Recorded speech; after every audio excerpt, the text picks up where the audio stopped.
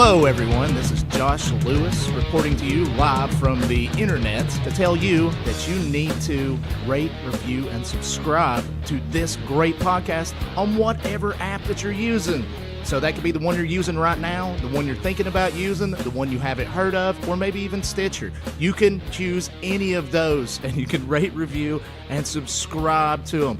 And this isn't because we're egotistical maniacs that just need your affection or else we can't get out of bed every day. No, it's for an algorithm so more creepy kids can hear us.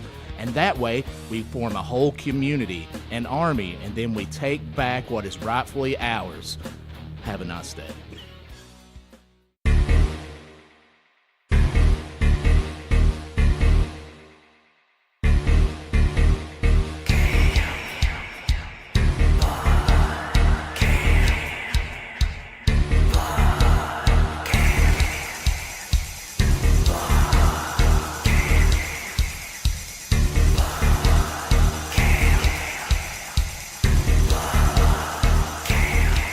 You are now listening to Letters from Camp Blood, a retrospective look at the horror and genre films from the VHS era by two comedians that don't know what they're talking about.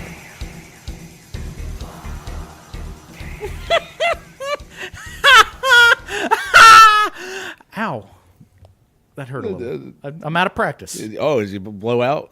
Yeah. Did you blow out? I'm going to miss 2 to 3 weeks. I flew a little too close to the sun. I'm sorry. We are back, ladies and gentlemen. You were listening to Letters from Camp Blood. I am your junior woodchuck counselor, Rob Hot Sauce Haynes. And it's just good old Josh Lewis over here. Yes, it is. All right, then. Fair enough. Today, man, okay, here's what had happened was we've been gone for a minute because we've been out living our lives. Mm-hmm. Things have happened. Yeah. So we were like, okay, let's get back rolling. We're going to watch Flatliners. And then we ended up watching about 5 minutes of Flatliners, and then just kind of catching up, talking about death. You saying 5 minutes? We did not watch. This is probably the best put together film that we've ever watched during this podcast. Yeah. And Time and money. It was Joel Schumachered like a motherfucker. Oh my God! It's got Kevin Bacon in it, Julia Roberts, Kiefer Sutherland, Oliver Platt. Schumacher, Joel Schumacher. Joel Bat Nipples Schumacher. That's the guy. He put all this together. It looks great. It's even got a Baldwin in it. It's got William Baldwin. Oh, Billy. Yep, Billy Baldwin, baby. Is he the one that went Jesus, or was that I can't remember. Maybe that's the one. Either him or Steven. One of them went Steven. Turbo Jesus. Yeah. And Turbo, like, Trump Republican. Yeah, see, there's a few Baldwin brothers that I'm even confused about, because there's the one that played one of the bad guy hitmen in Harley Davidson and the Marlboro Man. And if you're listening to this right now, circa 2018, August, you can jump on Amazon Prime and watch Harley Davidson and the Marlboro Man. Oh, and it's a cinematic treasure. Taught me how to be a man. Anyway, but yeah, I can't remember which Baldwin that is either. I don't know. Like, there's Alec, and that's like the gold standard. Well, yeah, that's the Baldwin you want to be. That's the star on top of the Christmas tree right there. Everything else just ornamental. You get to work with Scorsese. You get to berate your children, and no one cares. And then they give you a talk show. Yeah, that's the Baldwin you're striving for. Yeah, absolutely. And then there's either Steven or Billy. Yeah, they all look so similar. They do. Well, I mean, I don't know, like, the one in this one, like, Billy Baldwin, I will go as far as say, I don't know if he's the Jesus one. I do know that he's the one that has aged like milk. Like, he is aged like a fine dairy product. Yeah, but in this, what a stud. Yeah, no, this, like, 1991, everybody in this cast is still very young and lush. Oh, yeah, you can tell. Like, even Oliver Platt, like, looks like if I was living another life, he could get it. Yeah, see, sometimes I remember Kevin Bacon, less for, let's say, Flatliners and First Friday the 13th. And I remember him more for, what's the movie where he was molesting kids in the detention center? Oh, fuck. I know what you're talking about. Yeah, I remember him more for that. I guess just because it's so visceral. Yes.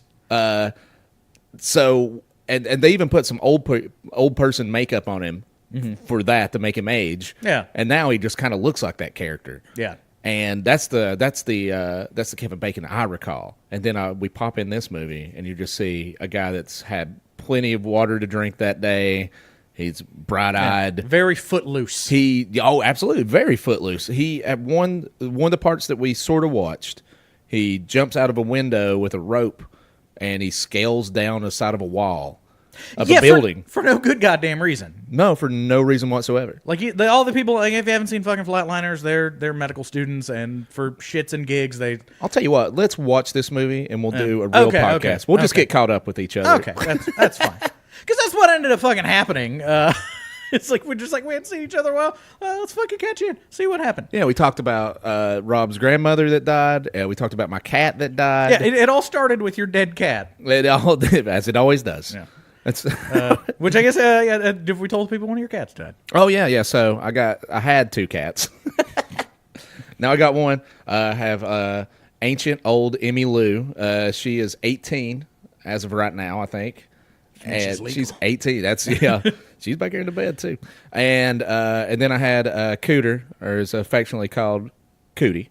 Cootie got cancer. Cootie had a very violent death from cancer.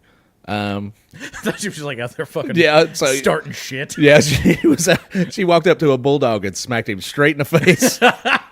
Because that's kind of how, like, I imagine, like, if I ever get like a terminal fucking thing, the first thing I'm gonna do is like, I'm gonna go get hammered somewhere and pick a fight with somebody I know I shouldn't. Well, what would be bad about that is what if they're not a murderer and they just beat you up good and that's it. They just leave you laying and you're just like, oh God, now I have a terminal disease and I got my ass kicked in front of all these chicks. Anytime, okay, never mind. I'm glad I could talk you out of that. You can just jump out of a plane. That would be another interesting way if you have a terminal illness and like you book a fucking skydiving thingamabob, like a expedition or whatever, and be like, hey, let's go skydiving. Okay, do you want to go tandem? No, I want to go by myself. Or if they say you have to go tandem and you just figure out how to unhook it while you're on a plane, and they're like, everybody get up, and you just run out the door. They're just like, everyone's like, they're calling you on the radio. It's like, you have to pull the string. Bullshit, I do. Oh, the string has been pulled by God, sir. Yeah, so that's basically. And what short version is, I was like, when I do die, I want to make somebody that is completely uninvolved feel terrible for the rest of their life. Yeah, you want for not stopping me. I want to be a spectacle. I want a lot of people to see my mother cry on TV and go, I wouldn't know why he would do this. It's like I want to be like one of those. There's been times I've had anger issues. Like I've been driving around. We live in Nashville. I got to drive around in Nashville. Mm-hmm. Nashville's kind of bullshit, especially during the summer, because it's choked with fucking tourists, and the tourists don't fucking... Apparently, they don't have fucking crosswalks and traffic laws in most parts of this goddamn country, it would appear. True. In Iowa, you're just allowed to roam free like a goddamn pack of wild animals. Feral tourists. So they'll just, like, wander out into the fucking street against the right-of-way or shit like that. And, like, there's been several times that, like, I've had to stop in the middle of a fucking turn or an intersection, and then all of a sudden I'm just enveloped by fucking a pack of tourists going in front of, beside of, and around my car because they see one asshole run across the fucking lane, and then they think, oh, well, this guy must be stopping to let us through even though I'm in the middle of the fucking intersection. So there's been more than one occasion I'm like, if I just let my foot off this fucking gas or this brake pedal, I'll be on CNN tomorrow. Yeah, but you don't want to be like that Charlottesville dude. No, because I mean, this isn't like a hate crime or anything. Well, I mean, I hate tourists. I guess that's what it is. Like, I've thought about it, I guess is what I'm saying. I feel like this is your manifesto. Yeah. It's just coming out verbally. All I'm saying is I've thought about it. And yeah, I don't want... the only thing that's stopping there's times is like, I don't want to have my mom have to go on CNN. I was like, I don't know why he did it. He used to be such a nice young man. But if you read my Twitter feed, you know exactly why I did it. Yeah, it is one of those ordeals. Everybody that's listening to this that's driven a car for more than 2 years has just had a murder fantasy.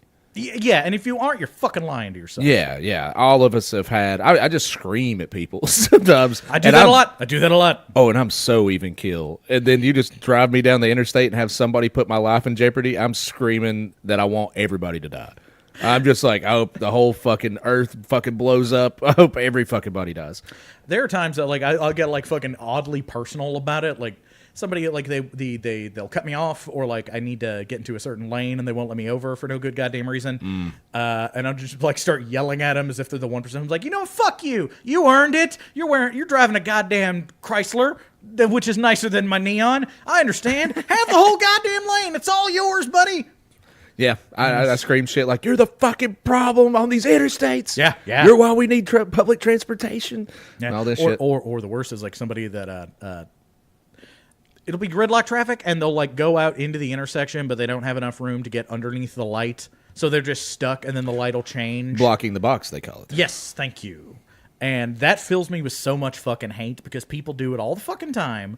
And essentially what they're saying is the extra half second I'm going to save by doing this is way, like, my extra half second is way more important than your 5 minutes, 10 minutes that it's going to take for this to fucking clear out over the natural progression of things. I've accidentally done that a few times. And I learned my lesson quickly while people were flipping me off and yelling names at me. Yeah. And then, of course, being on the other side of it, too. Yeah. You're like, oh, yeah, you deserve to get all of this hatred thrown at you, so you'll hopefully never do this again. And it's gotten to the point now, like, because like I said, I've done it accidentally in my life before, so like I've now gotten super cautious. So now I'm also like, I'll get fucking people flipping me off and like swerving around me and shit like that.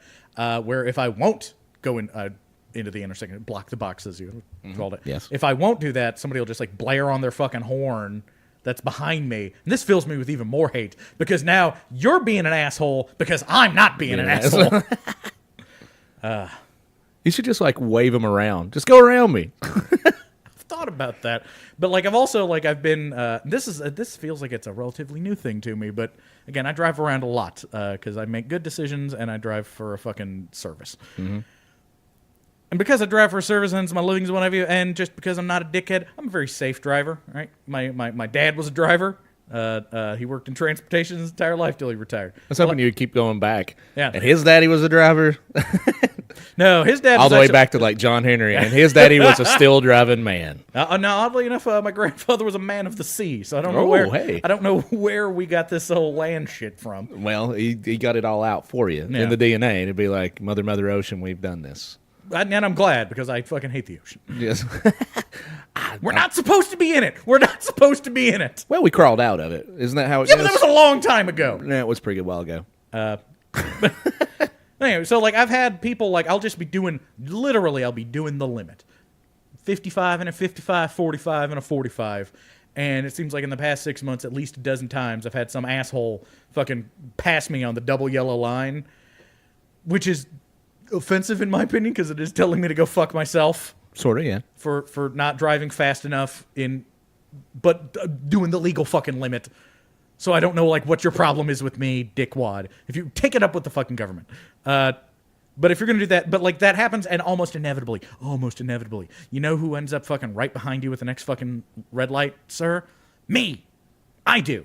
The guy who fucking obeyed the laws and was being perfectly safe and didn't risk anybody else's life, including their own, ends up at the same goddamn spot you do.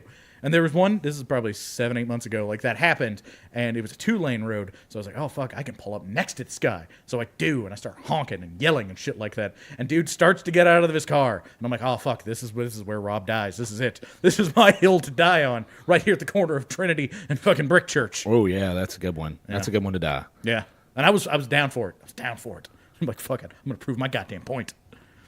What happened? He just got out of his car to yell at me and then jaw jacked some more, and then the light turned and he got back and left. Oh, okay. Yeah, it was fine. But like I had my fucking hand on my pocket knife and I was like, you're going to die. We're going to get fucking dark tonight, motherfucker. So meanwhile, like we're in between a Crystals and a White Castle. Okay, so we're a thinly veiled horror movie podcast. Yeah. So that's what we're supposed to do. Yeah. So we've just talked about road rage for the majority of this. Yes. What is there any scary movies that involve any kind of road rage? There's Joyride, The Hitcher. Joyride? I don't remember Joyride. Joyride was like mid 2000s, and then it's one of those ones that like it happened when like we were college age probably. Okay. And then it just kind of sat there, and then somebody got the rights, and then they made like 6 sequels in 3 years. Oh Jesus! Yeah, and most of them were actually pretty good. They were fine. They were perfectly serviceable. But it was like a trucker somebody had wronged him, or no, I think somebody was fucking with him on the radio. All right, somebody got on the CV. Got your ears on? Yeah. Well, I can see him because they're big as hell. And he's like, I'm killing everybody. Yeah. Not far from it. And then like he's, of course, chasing these college-age pretty people to teach them a lesson. About safe driving? Yeah, I guess. Just not fucking with that guy. It just seems, I don't know. I was taught manners by people hitting me, which seems like the worst. Seems super impolite. Yeah, exactly. They taught me to be the nicest thing by doing the rudest thing to me. And so it seems like the Joyride man, which I imagine is a man, he probably identifies that way, is going about it all wrong. If somebody's doing it, maybe that's what the lesson that we need to learn. Yeah, well, and then like, here's the thing about truckers. Okay. My dad was a trucker for a long time, like an on-the-road trucker, and then the family came along, so we took a little fucking job in town. But like he would tell me these tales about trucking. And I'm gonna tell you right now, it's fucking night and day out there. There's two kinds of truckers. There's the most degenerated, fucking horrible, serial killer, sexual deviant fucking monsters. Yeah, so a good driver. Yeah, but 10 and 2 all the way. And then there's like all the Jesus freaks. Like there's people that are turbo those. Into the Lord. Yeah, I've seen those. And it seems like there's no disparity. There's no just dude who's a trucker. Well, trucking. Because I've thought about it. I've looked into like long haul trucking before because like it pays very well, but once you dig into it, like the lifestyle sucks. Yeah, the blood clots and shit that get caught up in your legs. Yeah, I've heard bad stuff about that, and then I just heard like the fucking being on the road, 10, 11 days at a time, and then never getting home and whatever, which is something I would do for comedy. Yeah. Well, I would do that to chase my dream. I would not do that to move strawberries. No, but you also get to, with comedy or anything that you travel around entertaining people. Yeah. Or even if you travel around, I don't know, selling your wares. You get to meet and interact with other humans instead of just sitting in a truck listening to fucking cassette tapes until you go fucking batty. Yeah, that was what my dad always had, like, because he was kind of trying to steer me away from looking at trucking as a fucking lifestyle. Because he was like, man, he's like, the money ain't bad, especially if you're a young single guy. But when you get out like west, like into the Southwest, it's pretty, but it all looks the same. And then the rest of the country 100% looks the same because it's all in the cab of a truck. The only places you're stopping are like depots and truck stops. And even then it's for a minute, and they all look the same too. Yeah. Which I do understand. Like, I mean, I love a good truck stop. Because I like. I mean, who doesn't? No, I like weird shit. I like earthy aromas. Yeah. Oh yeah. No, I because like one of my favorite things to do when I'm on a road trip is to actually stop at a bunch of truck stops because there's always like several cases of weird knives. Yeah. And swords. Like I love shopping at truck stops because there's crazy shit. Yeah, I bought several cassette tapes back whenever I had a cassette player. Yeah. I would just go in there and be like, I'm tired of whatever's on the radio, and I'd go in there and get the greatest hits of Waylon Jennings, and it would always have 2 or 3 songs on there that you knew for a fact were not a greatest hit. Yeah. They just happened to buy the rights to it. Man, how I got into Dio was on a fucking a truck stop greatest hits CD. Oh boy. Because before that, all I knew was like Holy Diver, and it was great. But now I'm like, oh fuck! And then like again, that led me into like his whole era in Sabbath, and like that's a piece of me that I love that I would not fucking have if it weren't for the truck stop. Yeah, the American truck stop. Mm-hmm. Maybe just like Joe Bob Briggs and his love of the drive-in theater, you could do something with the truck stop. No, even that, like now, like they don't really have so much CDs and tapes anymore because like satellite radio and streaming and whatever. Like, but like the DVD. Situation at a truck stop is great because you can't really. It takes too much data to like do Netflix on the road like that. So like when these guys got to take their mandatory 8 hours off to shower and whatever, they have those mini portable DVD players. They got those DVD players built into the fucking truck usually, and they'll just like you'll go into the truck stop and like for $3 with no real box, it's just a paper sleeve, a lot of stuff from the asylum, a lot of. I imagine we have truckers listening to us. I hope so. If you do, let me know. Yeah, I'm almost positive. So one of the truckers, I could have swore, got me on Twitter. Oh, shit. Dude, if you were a fucking trucker and you were listening to us right now, get us on Twitter, @BloodCamper, or shoot us an email at lettersfromcampblood@gmail.com if that's more your speed, or fuck, just let us know when you're going to be at the fucking TA in Nashville down by the stadium. We will fucking come and we will party. Sign your tits. I don't know. I never really thought about being a trucker. In my youth, I loaded skyscraper windows on the backs of trailers. Yeah. And I met most of the truckers because they would take them to certain job sites, and it was always about the same dudes. Yeah. And they were just, just filthy old dudes, basically. Yeah. And then one day I got to meet, I met two different truckers that made me just go, ooh, that's scary. One of them was a Cajun guy. And he Cajun people in general are fucking scary. Yeah, it was very odd. Not to get super racist, but And is that a race? It's not a race. Maybe, I don't know. All I'll say is they always sound and kind of act a little insane. Yeah. I'll give you that. Like maybe that's how they feel about people from Georgia, but I don't. Well, this will help. So a Cajun guy, whenever I finally got to where I could understand him, he talked about how he'd been in several accidents, and the way he put it, most of them his fault. Yeah. And people would get. He's like, yeah, I'm kind of underneath one right now, where some woman, wasn't driving fast enough, so I just kind of hit her. And like fucking spun her off the road or some shit. I'd like to kill her, man. Like it's fucking Mad Max or something. Yeah, exactly. Just because he had to get to Toledo on time. Yeah. So he just basically borderline murdered a woman. So that's whenever I was like, yeah, I don't know. I don't have a lot of temper issues, but if that's what it does to you. And then the other one was I met a long haul driver that was taking from East Tennessee. Was taking our windows from East Tennessee to I think maybe Seattle or something like that. But apparently he'd done a whole bunch because he wouldn't quit talking to us, and he smelled like it was a smell that I've never smelled before. Yeah. And I don't think I've smelled since. Trucker stank. Like it was a very enough to where like people were walking like several feet away and going, what in the fuck is that smell? Like it wasn't like so offensive that you'll fall over, but it was just a unique, it was terrible. Yeah. It was a uniquely terrible scent. And I was just like, God, if that's one of those stanks that like has a taste. Yeah. It's like the air was thick around this man. You know what I mean? Like he would walk by, like it was like on a cartoon. If he'd walk by a flower, it would have wilted. Or at least the flower would have been like, what the fuck is that smell? Yeah, so that's truckers. See, the reason why I was bringing up, was there any trucker-related horror movies? Yeah. If not, we could use this whole podcast to write. Just pitch one? Just to pitch a trucker-related horror movie, but Joyride's already got the fucking market. Joyride, The Hitcher kind of... Like, I mean, there's road movies. Like, there's stuff out there. I remember The Hitchhiker, and I remember what's, like, the one... There was one with, like, Kurt Russell in it, and a trucker was stalking them or something. Talking about Big Trouble in Little China? No, he was a trucker in that one.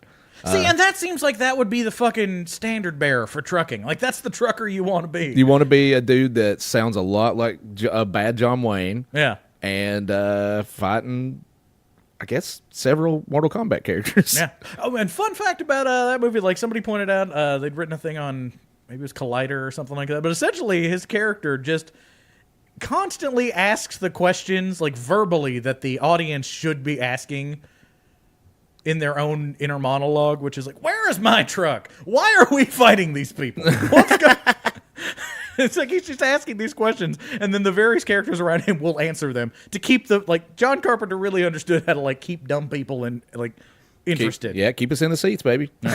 You have to. If you're making movies like Big Trouble in Little China, nothing against that movie, it's great. No, it's great. But you have to suspend so much disbelief as an adult. Like, we got to watch it as children. Yes. So that's different when you're like, wow, Kung Fu and truckers. As an adult, if you go there and let's say you're 45 years old and you're like, oh, I like Kurt Russell. I like some John Carpenter flicks. Well, let's just sit down here for a minute. What the fuck is happening? And he says it for you. You're like, all right, this is a man I can relate to right here. Well, it's one of those things, like, it sits in the John Carpenter area of, like, also another great Kurt Russell movie is, like, Escape from New York, and that it's very, very campy. And to a certain point, like, I don't want to say that movies, like, those movies were made for children, but they are definitely made for somebody who can suspend a lot of disbelief. Sure, yeah. Even all the way to They Live. Yeah, yes, exactly. And they're all John Carpenter movies. John Carpenter movies, and actually, it's funny you bring up, because I was just about to say, They Live, starring Rowdy Roddy Piper. Professional wrestling has a very similar feel to it in that, like, a lot of people say that, oh, it's clearly just for children. And it's not really written for children. It's not really geared towards children. It's just geared for people that, again, are willing to put up with a lot of suspension of disbelief. Turn off a lot of your brain. Yes. You just don't think too much about it. If you think too much about it, you won't enjoy it. If you jump into it and you enjoy it, just stay right there with it. That's what's got me out of wrestling, basically, is that around I think it's called the Attitude Era, my brain turned on. Oh yeah, during the Austin Rock. That was a dicey time to be a wrestling fan, because like a lot of people like lionize it as the greatest time to be a wrestling fan ever. Sure. And it was probably at its most popular, but I'm with you. It was very dumb.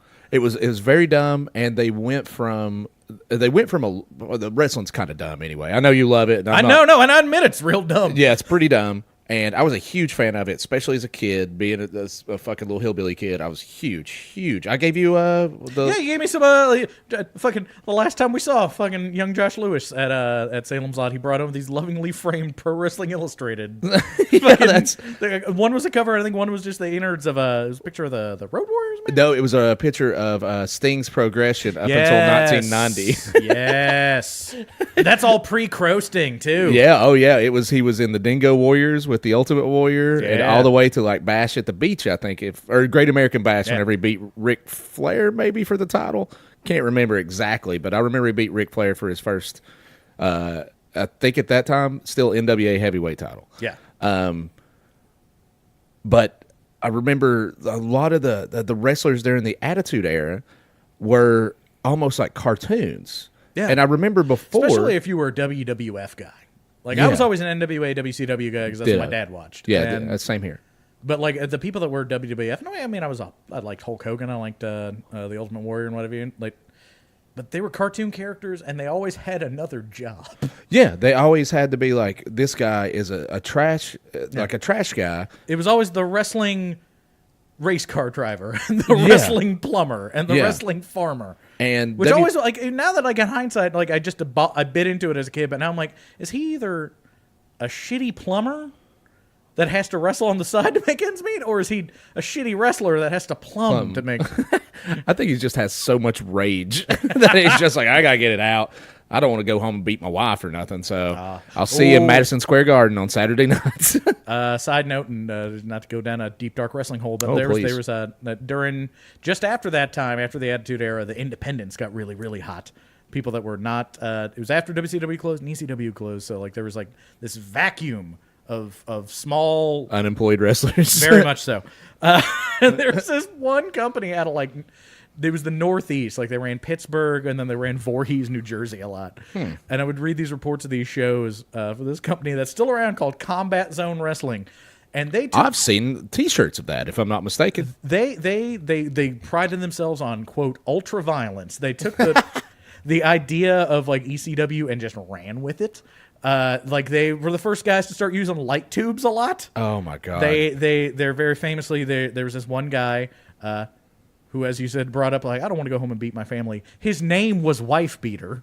Really? Yeah, that was his gimmick. Is he was this redneck and he wore wife beater, and they alluded to him beating his family. Did anybody cheer for him?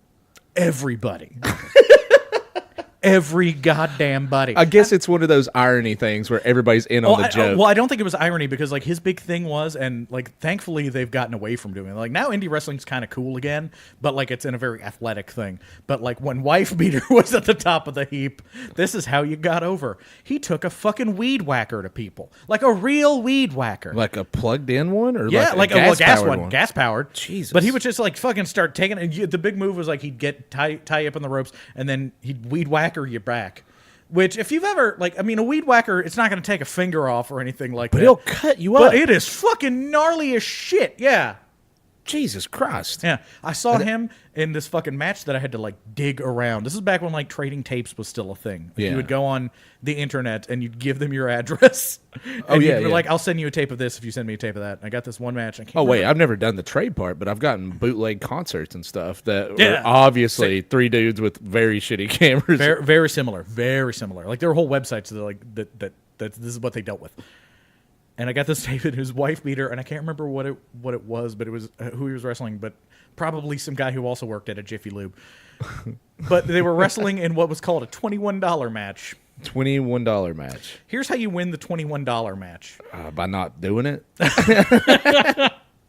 And this was also another very popular thing in like the early 2000s was they would staple people, and they would do that in ECW I saw a a lot lot. of that, yeah. They would do that in ECW a lot, but usually there were no staples in the stapler. It would just kind of hit him and like Leave a dent, yeah. The pin's enough to fucking get a little blood, which is all you were trying to find. Sure. Well, then these psychos decided that like, no, we got to prove that it's real. So they started stapling, like they would ask for dollar bills from people in the crowd and then staple them to themselves or others. And that's what happened in a $21 match was you had to staple $21 to the other guy. To the other guy. To the other guy. So it's kind of like that New Orleans thing on your birthday where you just put $1 on there and everybody goes, oh, I'll give you $1 because it's your birthday, except this one's violent and not... not voluntary. Yeah. I'm well, sure I mean, it's you signed up for it. But yeah. Yeah. That's... What the fuck, man? Yeah. That's insanity. Yeah. I mean, I'd love to see it. I'm not gonna lie about that. Don't get me wrong. I feel like a monster. I feel like I watch like when I watch those kind of wrestling like videos because I still fucking do. I still occasionally watch old. I like to watch the announcers just talk about old school wrestling. Same. Because there's something great about a 70s to 80s to even sort of kind of the early 90s announcers. Yeah. Because you could tell they went into broadcasting school. They probably, couldn't get the big main job, so they couldn't go, call games for the Cubs or anything like that. So they went back and they were doing like small teams, area teams, stuff like that, because they had the chops. They had the non-regional diction. Yeah. They knew how to emphasize certain words. Their pronunciation was off the charts. They always had like what I call the baseball announcer voice. Absolutely. And so next thing you know, they're in fucking sinkhole, West Virginia. Yeah. And they have to call a fucking show, or have to call a whole wrestling match at Sinkhole, West Virginia that's being filmed, and they have to like put that out and put their best foot forward, and you could see it on the man's eyes. He's determined to do the best job he can, but he is a broken man, and he is very sad. And I don't know why that makes me so happy to just see a man be like, I'm doing what I love, just not in the environment that I love to do it. Man, okay, like this is getting way the fuck off topic, but like something very similar happened to me just this very last night. Was I was watching a Bellator MMA fight. If you're unfamiliar with mixed martial arts, UFC is the NFL. UFC is where you go when you're the best and brightest. And then there is another company. There's a bunch of smaller regional promotions. Not unlike wrestling, like smaller than like like the pride fights and stuff. Yes, but smaller than that, like places that are like at the fairgrounds and shit. Oh, like that, yeah, where you really got to start like I've seen MMA fights at bars. Like they're like I used to go. A guy I worked with was like a real low level MMA fighter, and he would have fights. Was this back in Johnson City? No, this was here. Okay, dang it. I wish. I'm sure there's plenty of it in Johnson City. Oh, yeah, there should be. If not, hey, any fans out there listening to Johnson City? But when Silverados was still around, once a month they would have fights out there, like, and they just have. Which, if you're not familiar, Silverados probably holds maybe 700 people, but it's a bar. Like, it's not. They are not set up for events. So they would just bring like rent folding chairs, I guess. Yeah, exactly. And the fighters would have to like set the cage up and like. Oh God! And the beautiful thing is like it's like once you got like to a certain point, like you didn't have to help set the cage up anymore. And he had just gotten to that, and like there was one night, like this one guy got knocked the fuck out, and like had to go to the hospital, and then he had to come back to tear the cage down. But anyway, oh my God, that must be awful. Probably right next to the guy that knocked him out. Yeah. Oh, Jesus. But Bellator is like in between those two. Bellator is still on television. It used to be on Spike TV, which is now the Paramount Network. I didn't even know the Spike TV network went out. This is how long it's been since I've had cable. That's all they did was change the name. They did was change the name. And it's just still the same garbage? They're trying to classy it up, which is why they changed the name to the Paramount Network. Like they're trying to do like some of the Netflix-esque docu-series and some made-for-TV shit. But they still have mixed martial arts. So. Oh, okay. Well, you got to know which side your bread's buttered on. So. Exactly. So, like, they have Bellator. And about a year ago or so, like, the main announcer, the guy that called all the pay-per-views, called all the stuff on Fox Sports, a guy named Mike Goldberg, they fired him for seemingly no reason. No one has really been said why. Like, he's great. He is the voice of the UFC. Okay. And he got fired. And then less than a month later, Bellator signs him because that's the only place you can work. So I'm watching a fight last night, and Mike Goldberg, again, had one of those iconic voices, very, very dramatic, very charismatic. Mm-hmm. And listening to him call this fight last night for this like lesser organization, he'd never sounded more like a defeated man. Yep. Not unlike some of those early wrestling matches. Like, oh. One of my favorite, and if you guys have not turned this off yet, Don't get me wrong. I can hear the vagina's drying up. Oh yeah. I could even hear boners go down, and usually that's the side our bread is buttered on. Thick, thick veiny cocks. Sorry, and I'll say it, thick veiny cock. God bless you. God bless you guys for tuning in. You're doing the Lord's work. I'll tell you that. I'm not ashamed of you. I'm not ashamed, and you shouldn't be ashamed of that lap hog. I don't even know what that we went that long. Lap hog, yeah. We went that long without making any dick reference in this podcast, which is probably a record.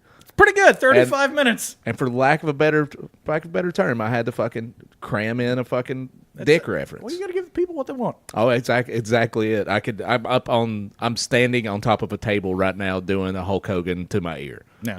With your dick. With my dick. Just a random dick that I found laying around.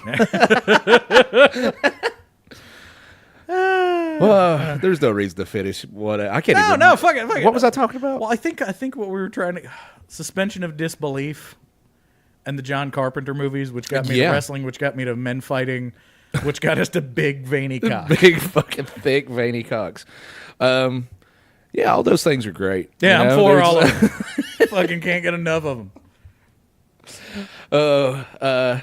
But yeah, we're a horror movie podcast. Yeah, and there's no. Well, like I said, I mean, we're abandoning all hope of actually talking about Flatliners.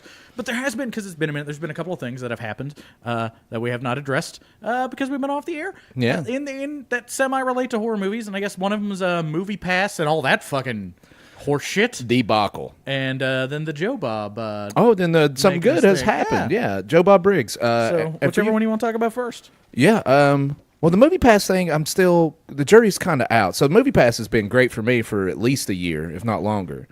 I've still never signed up. Well, I mean, I signed up because I still get the emails every now and again. I signed up like 3 or 4 years ago when it was like $50 a month. Oh yeah. And I got that trial month, and I saw like 10 movies and then never went back. Yeah. Well, that's what a lot of people should do. I mean, a lot of people sign up for Netflix to get that free month. Yeah. Watch whatever show, the big show that everybody's fucking jacking to. Yeah. And then they just ditch it. Because you can sign up that day, and then the next day you can cancel it, and you still get your free month.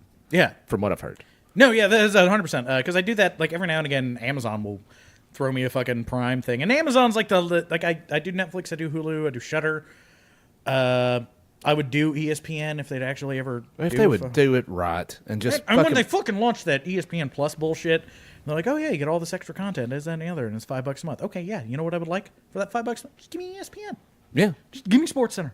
Yeah, imagine $10 a month, and you get all the two of the because they don't put anything on ESPN 3. Well, no, the ESPN 3 is there online only. Oh, yeah, I mean ESPNU. ESPNU, you can ESPN watch Toledo Classic, State. ESPN News. Like, there's a shit ton of ESPNs. Yeah. Plus, all the, like, they own the Longhorn Network. They own the SEC Network. I think they have the rights, but they have not launched the ACC Network. Like, there's a bunch of fucking shit out there. Yeah, but, I mean... ESPN Deportes. Yeah, well, imagine all the people, we'll call them cord cutters. You've heard, that's a very popular thing to call. Yeah, like myself, like yourself. Me too. Hashtag me too. That, oh boy. That was in bad taste, in poor taste, and I'm sorry for all the people I've hurt. Like I was like, not only are you co-opting it, you're co-opting it for like the most fucking cis white dude thing ever, bitching about the lack of content on ESPN. Yeah, exactly. Or that I can't just give you a $10 bill a month and you give me ESPN. Yeah, that's the only thing I'm worried. Like I would be willing to pay almost the same amount as I would for cable. Yeah. So how much does cable cost now? I mean, $50 maybe. I mean, for like... If you just want like 30 channels, it's $50. Okay, so... If you want like all the channels that you would actually watch, you're looking at north of 100. Jesus Louises. Yeah. I'm so glad I don't pay for that shit. Yeah. So... Like, I looked at my parents' last cable bill, and it was fucking ridiculous. Yeah. Because I'm constantly having this debate with them. Because they cut the cord for a while... And then they moved to an area where the only real way to get good internet is to get it from this one particular cable, from fucking Charter, Comcast. Charter, yeah. That's Time Warner, I think, it's another one. Yeah, like you have to get it through them. And like their thing was like, to get like the internet that they needed for a certain amount of money, they had to also get a cable package. So they just have cable again. Yeah, well, they mentioned that because I have Xfinity with me. Yeah. And they're just like, and I still get letters, like old-fashioned fucking letters that say, hey, why don't you sign up for our mobile stuff? Like, you can have a phone through Xfinity or whatever. And I was like, what the fuck? Send me an email about it, and I'll consider it. But you send me a fucking old-fashioned letter, it's just more garbage I got to fucking throw away. And I thought I forgot to pay my bill or something. I was like, oh, boy. Nope. Bullshit. I'm with you. I don't know who that shit is for, like that direct mail marketing stuff, but they use it in politics a lot, too. And it's got to be fucking working because they keep doing it, and they keep spending money on it, and I don't understand it. But at the same time, it's the same kind of concept as like the spam emails or shit like that, where it's like you send this out to literally 100,000 people and one person responds and you get $5 off of them, and that made it worth it. Yeah, it's like a blanket effect. Yes. You know?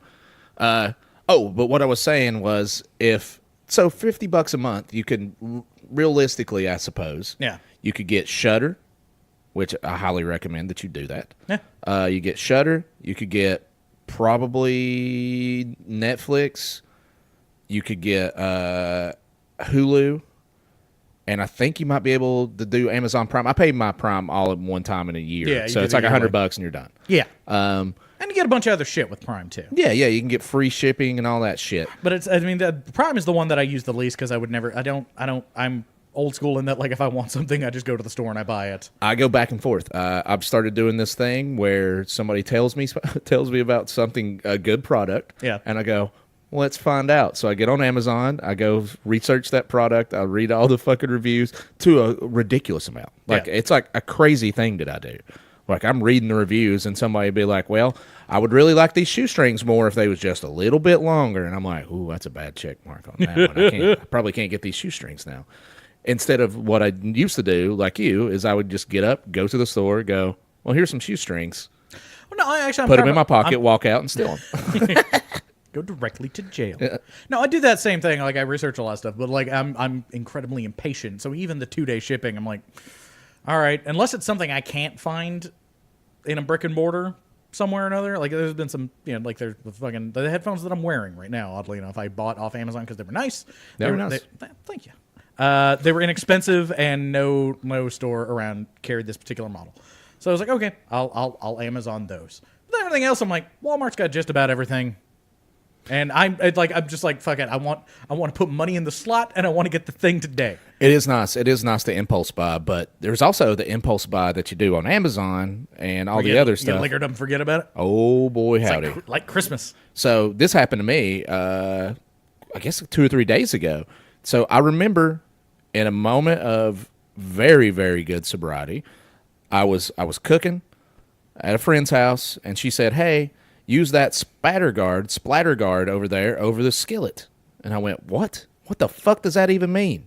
And she goes, "Here," and it just a screen with a handle on it like you would have for a pan. Yeah. You put that over the frying pan, and shit doesn't fly out on you and burn you. And I was like, well, that's the fucking coolest thing in the world. So I got on Amazon right then and there so I wouldn't forget it, and I bought a package of 5. Yeah.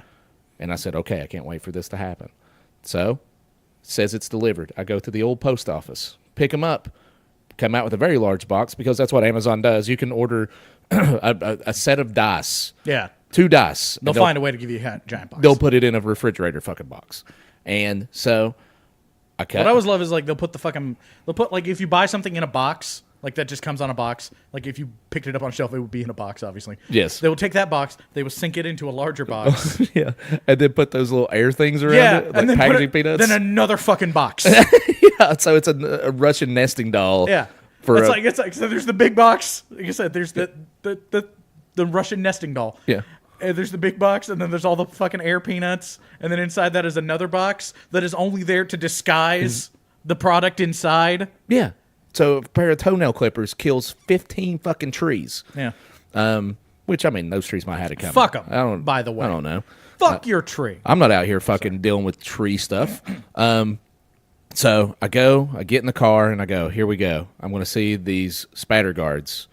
that are going to change my life. I'll never, because I've cooked bacon without my shirt on before. I have scars to prove Jesus. it. Yeah, it was stupid. Yeah. Always seems like a good idea. It always seems like a good idea to never get dressed until you get out there in the fucking world. Fuck it. It's Sunday. I'm having a good time. I'm going to make some bacon. I ain't putting a shirt on. Oh, am I going to cook 3 strips of bacon? Fuck no. I'm cooking the whole pound. Yes. And next thing you know, you're fucking knee deep in grease and you're skinned up, you're burnt. Your nipples have been singed off. The bottom part of your beer belly looks like Freddy Krueger's back. So I cut open this box. Can't wait to see these spatter guards that are obviously going to change the way that I culinarily get along in my life. Yeah. Boy, that was a long sentence. And what's in there? Headbands. Multi-colored package of 24. Oh, matter of fact, I got a headband for you. 24 sweatbands, headbands, whatever you want to call them. Yeah. And I was like, okay, that's weird, because I have bought these in the past.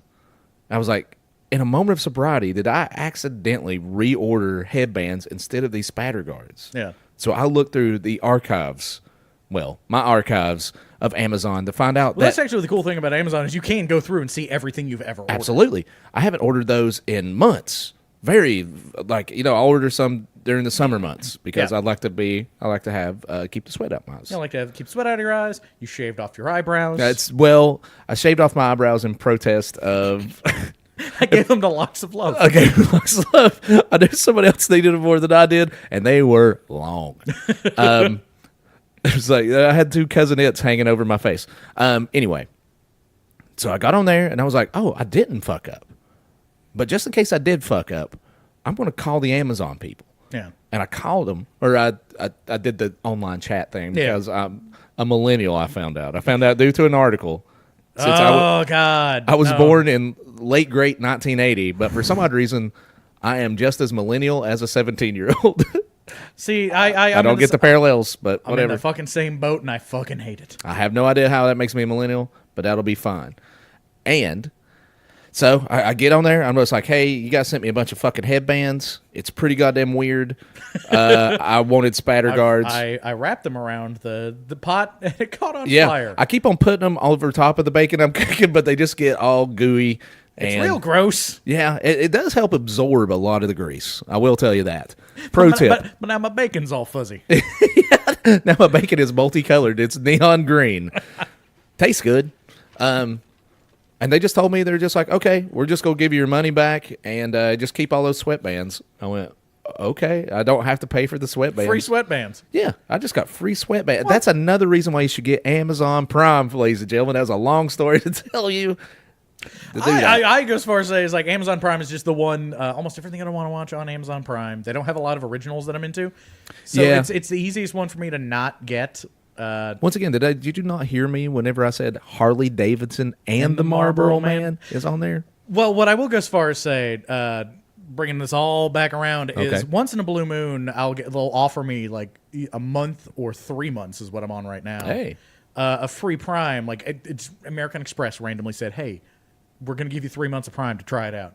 That's cool. Yeah, and I was like, I'm more than happy to use that service for 3 months and then never pay for it. Well, by the way, if they would just give it to me, I would never ever say order it. Yeah. Yeah, I mean, if you get it for free, fucking do that. Yeah, which is what I'm doing. Here's your pro tip of the day. If you get something for free, don't pay for it. Also, pro tip, usually if you go through a long enough drought, they'll just offer you a free month, again, gratis.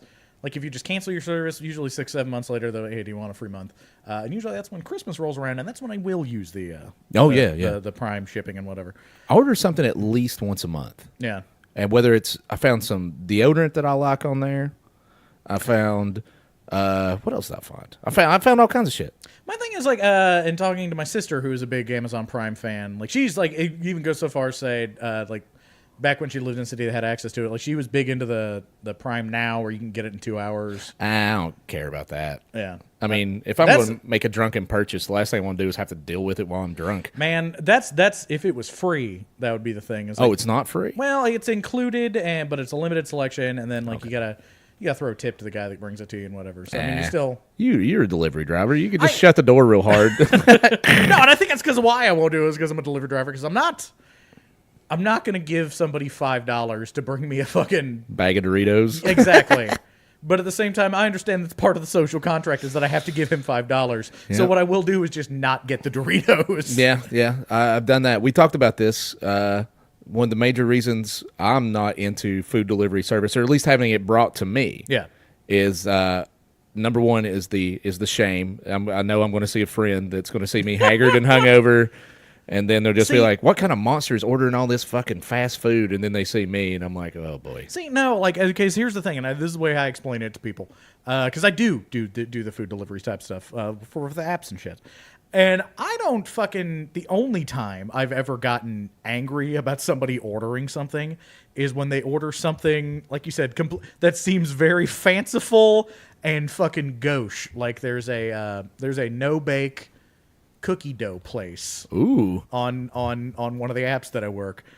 So there's this gal, and I fucking hate her, but she orders some shit from me at least once a week, and she wants 1 scoop of fucking cookie dough brought to her probably 3 or 4 miles, not a long way, but like longer than your average trip.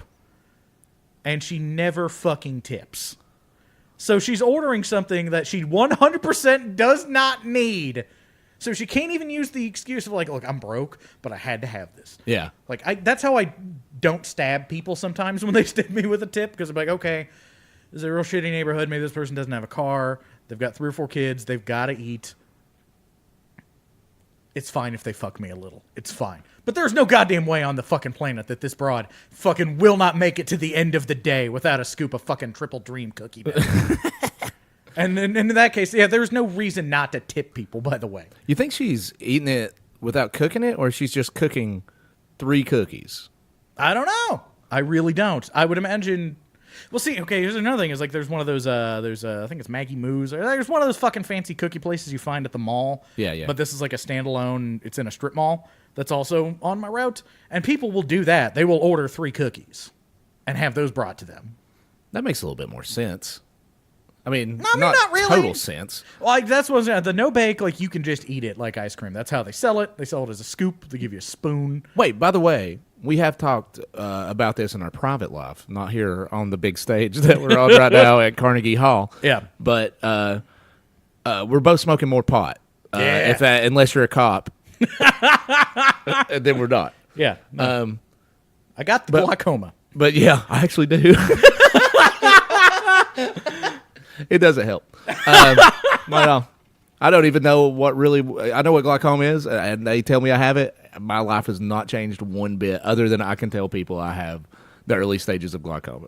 Okay, I'm sorry I don't know to hear what. that. I guess the late stages are blind. Yeah, well, blindness. it's like you get like spots and shit on your eye. Like I've had those for years. I mean, they're fine. I might as well name them at this point.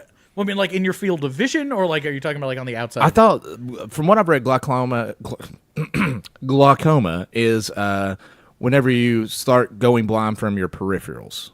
Yeah, that's kind of what the way it's explained to me is like there'll be like chunks of your, not really chunks of your eye falling off or anything. Yeah, slothing off. No, there'll be like there's just like parts of the clear part of like your, I guess the lens or whatever, start becoming not clear anymore. Yeah, it's all to do with pressures. Yeah, And it's that's like there's enough pressure on it that's like compressing and it's making it visible. Popping your eyeball out. Yeah. Like, which I don't understand how fucking getting high would fix that. That always makes my eyes feel real tight. I think it just relaxes you so much that you don't give a fuck anymore. You'll tear your own eyeball out. Yeah. But it's like, man, I like to listen to music and shit. It makes music sound better. Maybe it'll make nothingness seem better. yeah, maybe it'll make the void I'm getting ready to go into so much sweeter, bro. But by both of us smoking more weed, me possibly a little bit more than you because I'm bringing this up. I kind of get whenever somebody just wants 3 cookies and they don't, and they're afraid to leave the home to get them. Again, things I should probably not admit to. But you know what? I've admitted to driving drunk. Yeah. And it was a bad idea. I've driven stoned before, and I don't like... I like that less. Yeah, I was going to say, it's in theory way safer, I guess. Sure. But I feel way more dangerous. I'm worried that, like, oh, this is when I'm going to pop a tire. This is when I'm going to fucking... Oh, yeah. And the cops are always going to know. They're going to instantly know. Oh, well, it's Even less... though there's no fucking roadside test for it. It's less about the cops knowing and more about them just saying, "Hey, son, how are you?" And me going, yeah, or And just then like running off into the night. just doing the craziest typical like Stone thing where I just go, I mean, I guess so. No, okay, because again, I'll even like this will be at my house. Like I'll fucking be stoned, and then I'll have to interact with a roommate who's just come home, and I'm like, I need him to not think that I'm stoned. Number one, because I don't want him to judge me, even though they're all fucking stoners, like way bigger stoners than I am. And then number two, my worst fear is like, they're gonna ask me for drugs that I don't have. Like I just smoked my last fucking hit, and now I'm gonna be an asshole because I can't share with them, but I don't have any more. God, help me. One of the coolest things about smoking pot is occasionally getting laid. If you get laid occasionally, and you're high while you do it, tell me what that's like. It's very weird. Especially if you mix it with the marijuana. Oh yeah, it makes everything feel cooler, but it's better. also terrifying at the same time. Where I'm just like, I don't know what I'm doing. I don't know what's going on. Yeah. Am I making faces? Well, that's where like, where I don't understand why they give people fucking marijuana for anxiety. Depression, sure. Anxiety, I don't know, because I don't get super fucking paranoid. But I'm with you. Like, there's been times where I've been it's called lifted, and I've been with a lady.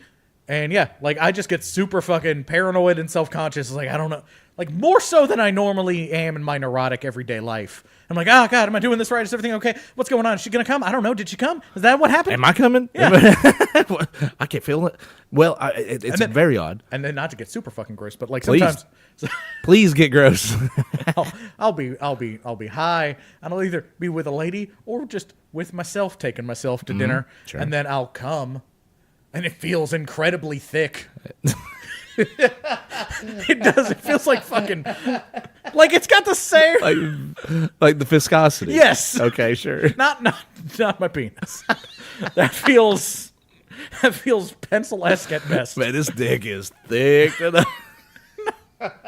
No, I mean I understand. Like it dries you out. Like there's a dehydration factor, but like let me tell Does it? Oh well, I guess it does marijuana. your mouth. Yeah, sure. So I'm guessing the same thing goes on in my dick. Well, I guess no. Because like I'll come and it'll be like the same viscosity as it normally is. Like I could visually look at it and tell that's just regular everyday cum. That's but it feels like fucking chili coming out. That's not. It's like it feels like I'm piping gravy onto something. No, sorry, cold gravy. Yeah, no, gravy is not even like fucking. You know that Play-Doh fucking magic maker thing? Yes, I certainly do. You put it in the top and it pushes out in a star. Yes. Imagine that, but my cum. And this is the reason why one of our good friends that were getting other podcasts on a network. Why we're never gonna. Why they said he couldn't do it for us. But fuck it, I don't want to be on a network then. I mean, that's fine. Whatever. I mean, I don't want to make money. Man, okay, like not just like the podcast and then like just my general fucking comedy career. I'm like, man, do I want to make money? Do I want to get like fucking famous, or do I want to talk about cum? Yeah. And I think I want to talk about cum. Yeah. Like, I feel good about it. This feels right. Yeah, this is good. I will admit. But I'd like for somebody to just go, hey, let me just give you some money. I want to talk about cum. Like that feels comfortable to me. Well, I mean, that makes sense. I mean, we all have our passions. But I think it's one of those because it's like you gotta be who you are. Like I don't want to get too philosophical, but like I've been trying to sort my life out. No, preach. Yeah, and that's just it. It's like, man, do I want to fucking do the things that I don't want to call it selling it, but like, do I want to do the things that I would have to do that I don't necessarily want to do to get a traditional definition of success? Or do I want to do the things that make me happy and still live in a trailer with 3 other dudes? And I think it's living in a trailer with 3 other dudes. Like, I'm pretty happy about it. There's worse fates. Yeah. The way I look at it, I'll just do the things that make me happy. And if money becomes an issue, I'll work a job. Yeah. And I'll just still go do the things that make me happy. I still do comedy because of that. I mean, it's obviously not working out. Yeah. Yeah. I mean, we're doing this, and I mean, we're pretty well known. I mean, everybody knows that. I mean, it makes me happy. That's the reason why I keep doing it. I guess at the end of the day, it's to be everything, like a podcast like this, or doing stand-up, or drawing silly books, or whatever your fucking deal is. Just do whatever makes you happy. And then, yeah, I think like, to a certain point, I'm almost afraid of like becoming, like if it becomes a job. If this becomes a job, it still wouldn't feel like a job, especially if nobody told us to, not talk about chili cum and stuff like that. If somebody tells us to stop doing that, then we'll just have to think of a different viscosity for that cum. Yeah. And then we just keep on doing that. Like sausage gravy. Yeah. Don't put too much pepper in it, though. I won't have none. Just see you rubbing sausage gravy into your tits. It's good. Yeah. And you can absorb it. Yeah, I mean. Yeah. So, yeah. I mean, follow your fucking dream and smoke Absolutely. more pot, especially before you bone. Yeah, unless you don't like smoking pot, then don't do it. Yeah. If you like doing, if what you're doing makes you happy and it doesn't hurt, maim, as long as it doesn't fuck up somebody else's day. or just, don't be mean to animals either if you can help it. Yeah. That's what I think about sometimes. There's a guy over there just pulling the eyelids off a cat, just being like, this makes me so happy. It's the only time I get an emotion. And just be like, don't do that. Or, I mean, dude, I guess so. Dad, knock it off. Yeah. I mean, I guess you could do that. I mean, I hate to think of somebody hurting an animal real bad. Well, I put animals in there when I say don't ruin somebody's day. Okay, yeah, because that would ruin my day if somebody's just beating a cat to death or taking a parakeet and throwing it into a blender or something. I think now I'm just giving people ideas. Yeah. I'm just jotting all this down. Yeah, there's a serial killer in a crawl space right now being like, this is an entertaining show. I do like this. Like, I just got a kitchen ninja. Those are shitty. Oh, really? The one I got, it's not that great. I mean, if you want to make a smoothie or something, because I've been trying to eat a little better and stuff like that, making smoothies, they're pretty gritty. They're gritty. Okay. And you put a bunch of berries in there, you're gonna get some pulp. Okay, like completely left field, and I know I sort of brought it up, but like the Kitchen Ninja, and then the Vitamix, and then like all the others. Like I bought my fucking parents the whole Kitchen Ninja system for the Christmas last year, or maybe it was the year before. But like I bought a whole bunch of this shit, and then like when I was up there last, they had it on the counters and whatever. And like I realized what it was, and like it's just a fucking blender. Yeah. Like, and there's several different, like you'll see them on infomercials and people like swearing that this is like a fucking, like A, as if it's a new machine. B, as if this particular blender is the only one that could possibly make a smoothie. Yeah, I'm sure there's other ones. Like I saw a Joe Rogan video of him using like his super duper like jet powered one. Yeah. So I'm sure his smoothies are so much better than mine. I don't even think they're that much better at a certain point. Like all you're doing is chopping ice. Well, he's just taking like a whole fucking apple and cramming it in that bitch. I can't do that. He's like not even chopping up anything. He's just cramming shit in there. Like I basically have to chop it so that thing can chop it more. Yeah. Okay. That kind of sucks. The food processor part that it came with like, but wait, there's more. Yeah. So that you get the blender itself. Yeah. And then you get this one little part that's a food processor and this little thing you put on top of it and you push the button. Yeah. Like that was primary reason that my parents wanted it was to get the food chopper. And I think like if you've never seen the Ninja Kitchen system, you get like an engine essentially. Basically, yeah. And then you get all these different things you can put on that motor. Yeah, that has these real, I guess, super sharp blades. I don't know. I don't touch them. Yeah. I like sharp stuff a lot, but I don't. Yeah, like I'm not gonna chuck my hand in there. Yeah, I'm just not gonna test it. Yeah, I'm not gonna lick down the blade, which that does sound appealing. But anyway, but yeah, I mean the food processor's just fine. I did. So I've been trying to cut back my meat consumption so I can be a little bit healthier.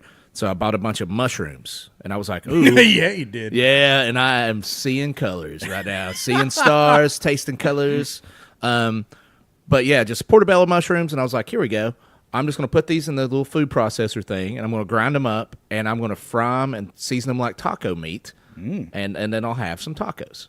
Well, what I didn't realize is that mushrooms are full of water. Yeah. So they whenever cut down real small. Yeah. Well, and they also, when you grind them up, they turn into a mush. Yeah. So I could have put it in the food processor and tapped that little button twice. Been totally fine. Yeah. But instead, I was just fucking laid on it like a fucking horn in traffic, like, and it turned to, and especially whenever I cooked it, it turned to a very, best way to put it, dog food mush. Yeah. And it tasted great, by the way. But it was so hard to fucking, like I had to throw most of it away because every time I ate it, I felt like I was eating dog food. Yeah. The best tasting dog food ever, though. But yeah, like my parents kind of have issue with that because like subtlety is not something they have ever understood when it came to the kitchen and to beating their children. No, it's fine. But like it was the same thing. Like can you subtly beat somebody? I don't know. Like I mean, maybe if they're sleeping. Yeah, put like a wrench in a pillow, I guess. It's just a sack of oranges. Just be like, hey, let's have a pillow fight. And you get hit once, and then you clock them over the fucking... You just got to wait for them to fall asleep, and then you punch them in the face, and then pretend to be asleep. Then roll over. Somebody beat me? Anyway. Somebody subtly beat the fuck out of me in my sleep. But yeah, it was the same thing. Like they put stuff in the food chopper, and then they said that they stopped using the food chopper after a while because it turned everything into mush. Yeah. And I was like, well, you can just fucking... dabble, do you, man? Yeah, exactly. Like I use, like when I'm up there, I use it all the fucking time because I like to cook, and I don't really cook at home here. But like if my family is around, oh fuck yeah, I'll cook for them. I don't do the same thing. Like it'll fucking dice an onion in like a second. But if you fucking go a second and a half, you get soup. Yeah, you just get like the remnants of onion. Yes, you get like a smelly mush. Yes. Yeah, it makes me want to have. Since we're on the topic of as seen on TV products, remember the slap chop? Yeah. It was the same dude that did the ShamWow. Yeah, who got caught roughing up a lady at a fucking jerk shack. I can't remember if it was him that got bit real hard, so he punched. It was a hooker. Well, from what I understand, it was I don't know if he got bit, but I know he got caught in like a rub and tug, and yeah, he got caught there because he punched her. Yeah, that's what it was. And you can't do that. Yeah, no matter how much you pay. Yeah, treat them right. Yeah. They're people. They're still people. No matter how much you want to treat them as like a thing, just a... I mean, don't get me wrong. You're renting them. Yes. But you're just renting them. But I'll tell you this. It's a service. Yeah. It's... I mean, not to be the fucking... I mean, it's just a massage to a certain degree. Sure. Yeah, it is. Yeah. I mean, and if they're willing to do it. Yeah. I don't want to fucking open up this can of worms. Yeah, we shouldn't open this up at all because one of us, possibly both of us, are going to sound like terrible people. Yeah. As long as everything's consensual, I don't care if you want to exchange $20. That's fine. That's fine. As long as everybody is semi-happy or, I mean, it is a job, so you can't be totally happy. It's like, I mean, would I volunteer to go fucking, deliver food? No. No. But there's a dollar amount that gets me there. Yeah, and then you can find ways to make yourself enjoy it. Yeah. Okay, I'm going to put it at you like this. All right. If there was a fucking, if there was a market. Okay. If there was a group of elderly women. Okay, I'm visualizing this. Who were willing to give me a nominal fee to rub their back and then finger blast them. Okay. I'd 100% do it. The thing is, that market does not exist. I was thinking of just like a physical market. That's the reason why I was like, okay, I'm visualizing this. And then you're like, group of old ladies. I'm like, all right, well, that's weird. I didn't expect that part. I thought you were going shopping. No. Instead, you were the item. No, yes. I'm the marketplace.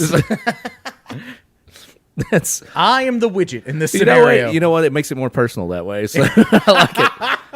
You're really putting yourself in their shoes. Yeah, and I try. Well, I'm a giver, and you'll find out for $150 yeah, for a half hour. I'll give you all kinds of shit. Yeah, that'd be another thing. It's like, man, I don't know how to price. I wouldn't know how to price myself. Because the only other thing I would have to like base it on would be like other hookers, and I don't know how much a hooker costs. Yeah, I mean, and I don't want to do the things I would have to do to find out.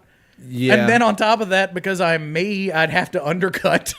Yeah, be like, I'll give you the same service. It's like, you see that attractive lady over there? I'll do the same thing for 20% less. Yeah. What do you think about that, sir? Close your eyes. Yeah, just be like, this is a weird territory. This got real weird, and I'm sorry. That's okay. That's again. This is like when we go a while, and it gets. It's true. Whenever we don't have a movie to rein us in. Yeah. But anyway, I guess we've probably talked about this with a movie. Oh, I know we have. That's what I was gonna say. Like when we were fucking doing the fucking thing, I was like, do we even need to finish watching this movie or something? I don't know. What are we gonna talk about? Well, there was one part. I think we'll be fine. A good 30, 45 minutes into the film, I just stopped and said, what are we going to do the podcast about? Because we have not paid one iota of attention to this goddamn movie. I think this is the day that we both realize we don't have to watch the movie. We probably don't, but it's going to be real hard for us. Don't get me wrong, we're gonna. It's still going to stay movies. Yeah.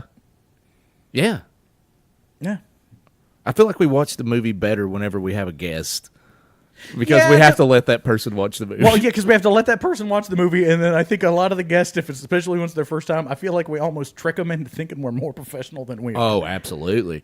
We have so many people that came onto this show that's obviously not fans of the podcast. Yeah, or like they're not fans of the podcast, but they're fans of movies, and like it'd be like the rare situation where usually what happens is we'll watch the movie and then record immediately after, and then but there are times for scheduling reasons we don't do that, so we'll watch the movie a day or two.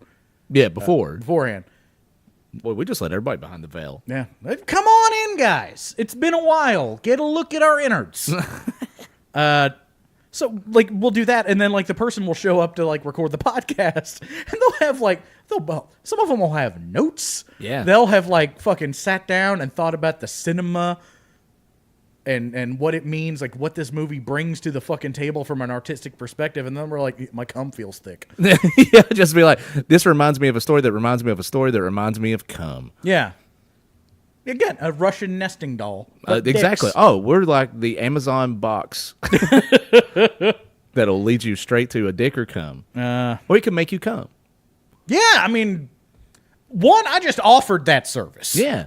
Like for money. Absolutely. But like if you're looking for a little something for free and we're doing it for you, I invite you to go ahead and reach down your pants and do whatever the hell makes you Yeah, feel. if our voices. Our dulcet tones. Yeah, because I don't think we've put out too many pictures of what we look like. So if you've never seen us, It's probably for the best. for number one, for the best. Yeah. Number two, just imagine, okay, Billy Baldwin in his prime. That's Rob. Yeah. Imagine like a real pretty man. Yeah. A young Bradley Pitt. Ooh. Yeah, something like that. Yeah. And you go ahead and what I want you to do is because I saw this in the movie Private Parts, the Howard Stern movie. Either if you're listening to us on a stereo, which Christ knows why you would, or if it's just like fancy headphones or something. If you're in a car, you're on your own. Yeah. Be careful. Yeah, but just go ahead and sidle your nethers up to the biggest speaker you got, and just think about crank the bass as much as you can.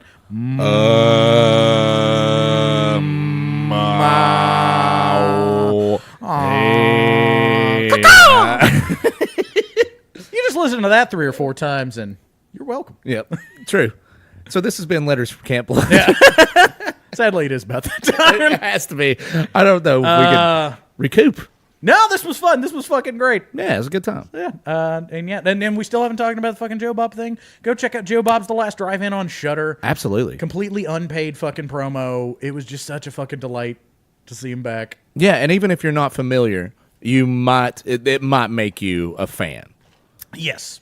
I'd say might very strongly. I mean, well, I think, like I said, like I think both of us like this show. If you like this show, you will love Joe Bob because like number one, he's way better at this.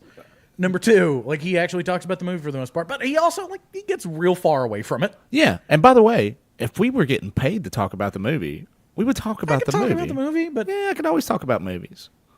I guess. Sure. I'd rather talk about the viscosity of my cum. Yeah, and now it just seems more pressing at the moment. It does seem like in these troubled times that we're having. It seems like if we're not going to talk about it now, what's the point? The thickness of the jazz. Joe Bob's great. There you have it. He's great. They're bringing him back. He said it was going to be the last time, but demand was such. I don't know if you did try to watch it. They broke the servers. Like, it was great. Whenever it was going on live, actually it wasn't going on live for 3/4 of the people trying to watch it. It felt like, but, or at least that's what Twitter told me. Yeah, but so like they brought him. They're going to bring him back. They haven't announced a date or anything like that. But man, fucking Joe Bob Briggs. We all need him. God bless him. It's always good to have somebody that can introduce you to all these genre films and horror movies, give you great fun facts about them, and then make a quasi statement about the way the country is being run, or about a lady at the post office. Make it funny, and they're just as relevant, and then you go back to the film, and you get little breaks in between the movies. For people who don't know who Joe Bob is, it's basically just a horror host. Yeah. Except he doesn't dress up like fucking Dracula or any of that stuff, which there's nothing wrong with that, by the way. No, that's great, too. Kudos Like, to if you people. get fucking, not Zachary, who's the guy who's on MeTV? Anyway, there's a guy on MeTV that does it. Oh, really? He does? Oh, really? I love MeTV. Yeah, Saturdays at 7. No shit, 7? That's pretty early. 7 p.m. is the only problem. That's like, because easy. like the horror hosts like always happened at like either Like midnight and Saturday stuff. morning, Yeah. or midnight. And then it's Svengoolie, that says. Oh, yeah. Svengoolie. Oh, yeah, He's gone national. Oh, no shit. Wasn't he a Nashville guy? No, that's Dr. Gangrene. Oh, okay. Now I know you're talking about. Okay, Yeah. I'm done. Yeah, anyway.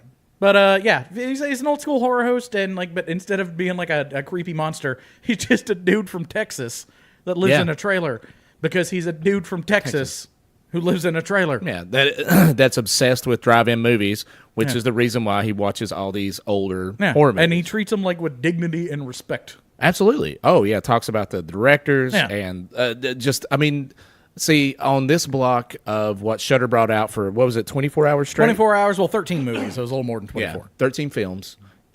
He introduced me to, I think it was Cronenberg's second film, Rabid, Yeah. His which first I'd or never second. watched before, Yeah. which is But it was really great. good. Really Yeah. good. Lady has a stinger. Lady grows a pussy in her armpit that's got a stinger. That also turns into a butthole sometimes and will turn you into a zombie. Yes. It was weird. It was very odd. And she was also portrayed by a porn star. Yeah. Or at least if there was porn stars back No, then. she was a porn star. Yes, she was in She Debbie sucked Does dick on TV for money. I think she was in Debbie Does Dallas. She wasn't Debbie. Yeah. But she was She in was there. Dallas. Marilyn Chambers is her name. Would you give her? Maybe we should give her some dignity. Somewhere out there in the fucking cloud is a picture of Rob Haynes and Marilyn Chambers from a convention. That is sweet. Yeah, it's adorable. What kind of convention? It was a horror movie convention. Oh, thank God. Yeah. Trust me, don't get me wrong, she was selling all porn shit, but Well, yeah. I mean, she was what? That's the only scary movie. I'm sure she was in? did some other ones, but yeah, she did. I remember she did have a Rabid poster, but she also had a Behind the Green Door poster. Yeah, that's. So back in the day, and I found this out from Joe Bob. Well, no, you guys watch it. Yeah, you just guys fucking don't. Yeah, Joe Bob Briggs on Shudder. Fucking do it. Yeah, or just watch Shudder. Just pay the $50, get a full fucking year, full year. Anyway, yeah, that was again unpaid plug. Yeah, Fucking and also 100%. if you're a big fan of Shudder and you've watched the show The Core, Core was very good. which is very good, and you would rather have us host it, Yeah, because would you tweet or however you do anything? or if you just want this podcast on Shudder, That they would be have nice. podcasts on Shudder. They do have podcasts on I Shudder. don't understand why, because it's just a flat image. But It's true, but we'll go on there Yeah. if you want us, and only if you want us. if you want us to talk about cum for $4.99 a That month, we'll do it. Yeah. We'll do it in a goddamn heartbeat. or if you want to reach out, we're available. We're on the internet, Instagram, Facebook, Letters from Camp Blood, Twitter at Blood Camper. Yeah, that's what Or you shoot us a little email. If I can, lettersfromcampblood@gmail.com. we need to check those. Yeah. Well, I've got it set up on my phone. Okay, thank God, because I forget to check them all the time. It's like, oh, there's fucking 12 people. They want to suck our dicks. I check everything else, and the most important part, I'm just like, no, I'll just check the numbers. I'm good. Whatever. But yeah, same thing. You can also find Rob Haynes individually at Rob Haynes on all the social media bullshit. HAYNES. Yep. And if you want to send me pictures and well wishes, Yeah. you can also send that to @thejoshfromtn. I would appreciate that. Mostly well wishes. Yeah. If you want to tell how thick your cum is. Do you want to? Please don't show me a picture. If you do, I'll be fine. I'll look at it at least. Yeah, what is that? Elmer's glow. Oh gosh, did somebody spill? You should see a doctor. Is that candle wax? Nope, that's a man's belly. But anyway, I don't know how y'all get rid of it. It's not my business. just rub it in. Just rub it in. Yeah, it's or good for the squeegee it into the belly button. Leave it in there. Yeah. Hey, do you got a stalactite hanging out of your belly button? Nah, I've just been lonely. Is that an apple core? No, Oh, that's no. my third. That's my third cum tooth. Yeah, that's my little brother. Oh, We just saw the plot of Basket Case. I think we did. I think we have to go now. I think we Okay. have to leave. All right, ta-ta, Otherwise, it's everybody. going to get worse. Yeah, goodbye. Goodbye. Thanks, guys. Bye.